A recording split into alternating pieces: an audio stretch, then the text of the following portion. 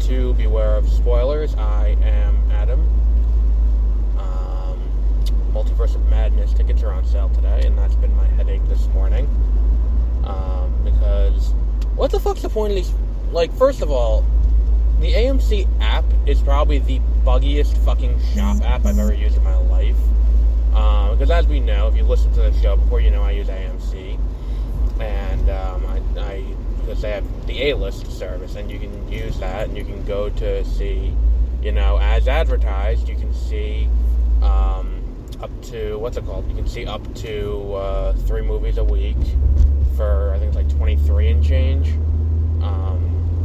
But that's an option on the table, and you can do that. It's a pretty good deal. Considering one movie, if you go opening night, is like 19, as I found out today, because the app isn't working.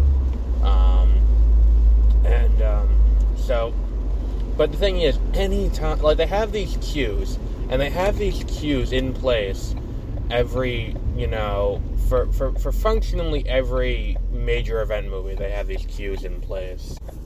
Like, when I went to buy tickets for Spider-Man, it took me a good 10-15 minutes to get into the queue.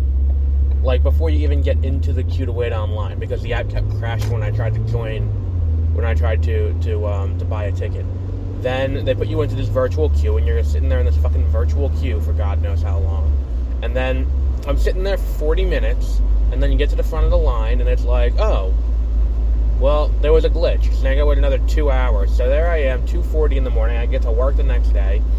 So this time I'm like, fuck it, I will take whatever scrap seat is left for opening night. That won't be an issue. I'll just do it in the morning when I wake up, because by the time I wake up, no one will, like, why am I going to wait up till midnight and then have to sit in this fucking fiasco of a whatever? So here I am now. It's Multiverse of Madness tickets on sale. So I wake up this morning, I go and I look through, I go to the AMC app, go to buy my ticket.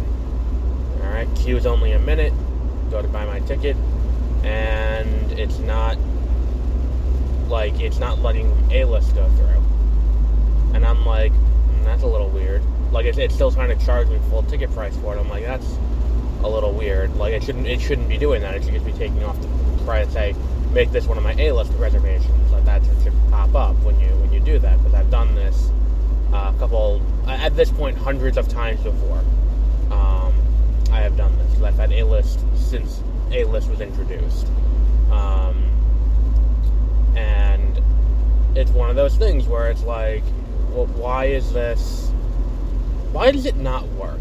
And it's one of those things where it's like, when you look at, like, anytime it's a holiday, the same thing kind of happens with Xbox. Like, it used to happen a lot in the mid to late 2000s, early 2010s, where it's like every Christmas, there would be an outage on Xbox Live and PlayStation Network, and anytime there was a new Madden or a new Call of Duty, the servers would go down. And it's like, I remember people saying, it's like, oh, they want the servers to go down because they want the free publicity. So I'm like, ooh, Call of Duty has so many people playing it that the servers are going down. And I'm thinking to myself as I read this, I'm like, well, alright, you have free publicity from that, sure. But at the same time, it's like, I paid for the game. Like, if I paid for Modern Warfare 2 on the Xbox 360 back in the day, I expect to be able to play Modern Warfare 2 on the Xbox 360 when I get home. I shouldn't sit here and be like, oh, the servers are down because they wanted to get free publicity. Like, that's fucked up. But it's kind of the same thing here, where it's like, you look at how the app is kind of, set up, and it's like, well, oh, there are massive queues for Multiverse of Madness, and everyone wants to get in line to see the movie, and it's like, alright, awesome. But can you make the infrastructure work?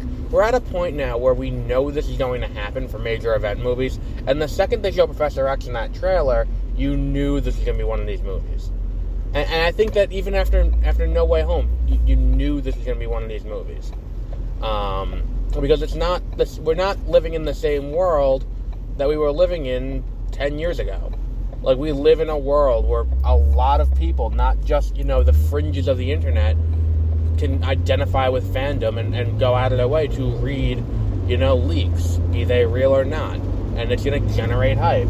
And, why do a standard marketing campaign when you can just do leaks. And the leaks will do all the work for you.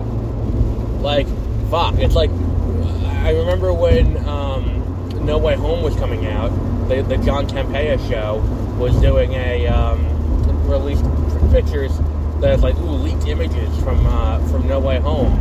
And it's like, it was a picture of the 3 Spider-Men together, and it was a picture of, what's it called? The other one was Matt Murdock at the table in that one scene. And I'm like, come the fuck on. Like, this is the dumbest bullshit on the planet, because this is very obviously just a production still. That's literally what this is. It is a production still for this movie that they would have put out, but they didn't. They'd rather just do this. It's just so transparent, and then, I don't know. It's like people know Multiverse of Madness is coming, and they knew this was going to be a big, major release, where it's like, this was going to happen. And the fact that the queue system's in place, unless it's like automatic, where it's automatically triggered if there's X amount of, access to the server, the fact that the queue system is in place for this movie tells me they knew this was going to happen. So why the fuck does the app bug out every time I fucking try to do something? And then I go to Fandango to try to do on Fandango, and Fandango's like, well, the seat you picked is already taken. The seat you picked is already taken. The seat you picked is already taken. Well, what the fuck's the point of the queue system there? Like, it's not like they're, like, here's the thing. If I go to the movie theater and buy a ticket for a movie, there are people, like, there is maybe 2 other cashiers open who are also doing it, and there are, like, 3 self-service kiosks. Like, at best, there are 5 other places that someone can buy a ticket. Like, even if we concede the fact that people are buying on AMC and also on movietickets.com, online, that's 3 sources where people can buy tickets. And just have people do it one at a time. Once they get into it boggles the mind how poorly executed this is every fucking time this happens, that it's infuriating at this point. And it's like, it's one of those things where, like, the first time it was cool. Like, for The Force Awakens, it was cool. For Rise of Skywalker, it was cool. And it's like, oh, this feels eventized now, because this is just the modern way of handling a blockbuster, where you're wrapped around the corner waiting to get a ticket. But no, it's, now it's just frustration, where it's like, this shouldn't be handled this poorly every fucking time. It's infuriating. I don't know. So I will eventually get my Multiverse of Madness ticket. Hopefully they fix the fucking A-list thing at some point, and they go, oh, we're sorry, here's the ability to use A-list. Because that's the thing, too. I looked, I'm like, is this some of that bullshit? Because, like, tonight's an early access screening of Sonic, and, like, it's excluded from A-list. And when the Batman did its, like, fan screening, it was excluded from A-list. So I'm like, are they excluding Friday night from A-list, or Thursday night from A-list? Because, like, that would be extreme, I think. Like, that would be ridiculous if they were like, oh, okay, so we're just going to keep preview night out of A-list. That seems kind of silly to me. So I don't know. It's just all around kind of a weird situation, and I'm sitting there and I'm like, motherfucker, I got my water bottle at home. So yeah, it's kind of just one of those things where it's like you see this happening and you're like, well, why? Like, could someone give me a good reason? And it's like it can't be that they want the publicity from the server going down and all that. It can't be that, because Marvel can't be thrilled about the fact that they can't give fucking tickets out, because fucking AMC is shitting the bed. And it's like, I get it, AMC's gonna get the ticket anyway, they don't give a fuck. But anyway, completely, derailed what I was gonna talk about today, which is the Girl From Plainville, the true crime show on Hulu. And Moon Knight comes out today too. Yeah, I don't have enough shit going on, like, where I have to be like, oh, and now the tickets aren't going through. Like, I don't want to be, like, I was railing over text to someone yesterday about the people who are like, oh, this is so much work.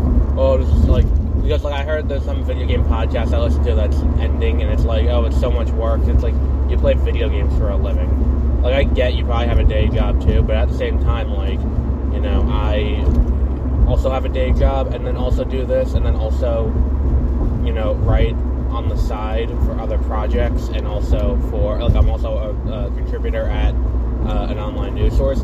So, like, I don't have too much sympathy, because it's like, yeah, it's time consuming, but it's not work. Like, I refuse to call it work, because I'm watching a movie and then talking about it, but it's like, there's a lot going on right now.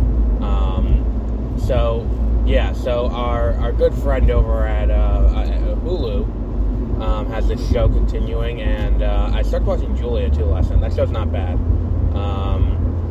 But we'll talk about that probably tomorrow night. Tomorrow morning we'll do Moon Knight. Yeah, it's just taking up a lot of time now. I've started doing too many TV shows.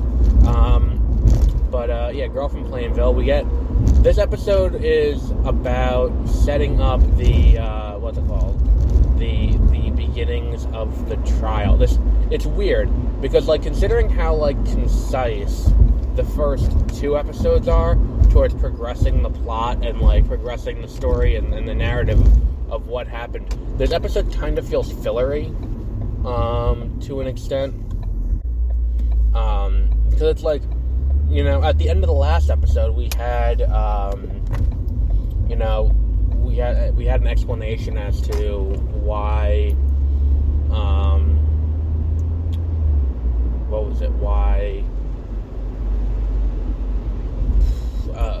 we had everything kind of laid out, and it's like, okay, we're gonna bring charges now, we're gonna do this, and then it's like, now we are up to the point where it's like, okay, so charges are, like, it's weird because it's, you know, it is between her knowing that charges are going to be brought and then charges actually being brought is this episode. And it's kind of like, in that time, it's kind of a lot of flashback to lay out their relationship.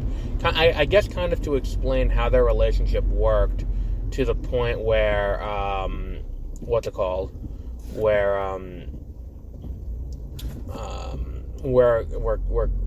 Conrad, or they keep calling him Coco, where he would be willing to take her advice take her goading and kill himself. And it's one of those things where, what's the word I'm looking for here? It feels kind of, I don't know, silly to me that this that, like, the show would go to these lengths. Because, like, I understand doing that. And I think there's one thing they do that I love, and it's the way they portray text conversation is, rather than do the standard text conversation like a lot of TV shows have done now, they will have the two of them, Ellie Fanning and the kid who plays Coco, be on screen together and just talking and having a normal conversation. And there is some, like, jilt to it where it's like you hear it, and it's like, that doesn't sound like a normal conversation, but a text conversation doesn't sound like a normal conversation. It is one of those things where it's like, it's a very interesting device that they use. And it's informative because it gets used to show how it went off the rails and how it happened, where, you know, where how this perception and this creation of reality kind of happened. It's a very interesting device, and I think that the degradation of the relationship between her and her best friend is interesting, because the thing is, what the show does a very good job of, and I really love that it does this, is the show is mostly from the perspective of Michelle, and as such, we get a lot of Michelle's sense of reality. Like what we're seeing is how Michelle sees the world. This is what she thinks is going on in the world. Like how she sees everything and all of that. And because of that, every once in a while, that'll be broken. Something will happen, and her perception of reality will be broken.